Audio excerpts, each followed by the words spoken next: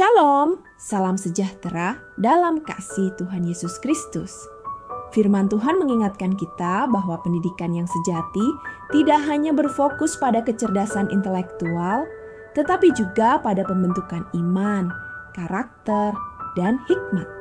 Ketika Tuhan menjadi pusat dari setiap proses belajar, maka setiap pengetahuan yang kita peroleh akan menjadi berkat, membentuk kehidupan yang benar, serta mempersiapkan kita untuk melayani sesama dan memuliakan namanya. Daniel pasal 1 ayat 17. Kepada keempat orang muda itu, Allah memberikan pengetahuan dan kepandaian tentang berbagai-bagai tulisan dan hikmat, sedang Daniel juga mempunyai pengertian tentang berbagai-bagai penglihatan dan mimpi. Daniel dan sahabat-sahabatnya menjadi contoh bahwa Tuhan memberikan hikmat kepada orang yang setia kepadanya. Pendidikan Kristen mengajarkan bahwa kemampuan berpikir, belajar, dan memahami ilmu pengetahuan adalah anugerah Allah yang harus digunakan dengan penuh tanggung jawab untuk memuliakannya.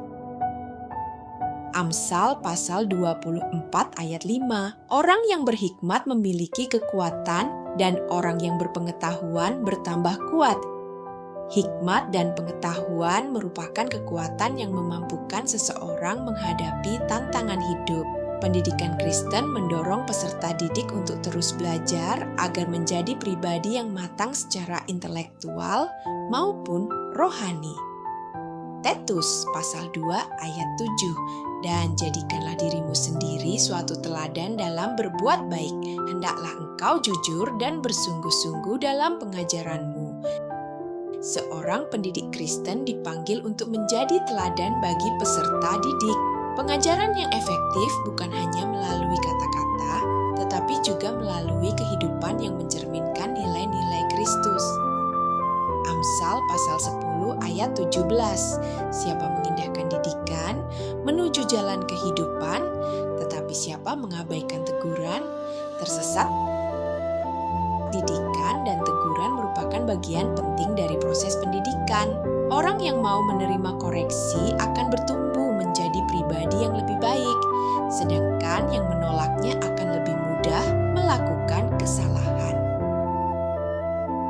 Mazmur pasal 25 ayat 5. Bawalah aku berjalan dalam kebenaran-Mu dan ajarlah aku, sebab Engkaulah Allah yang menyelamatkan aku. Engkau ku nanti-nantikan sepanjang hari.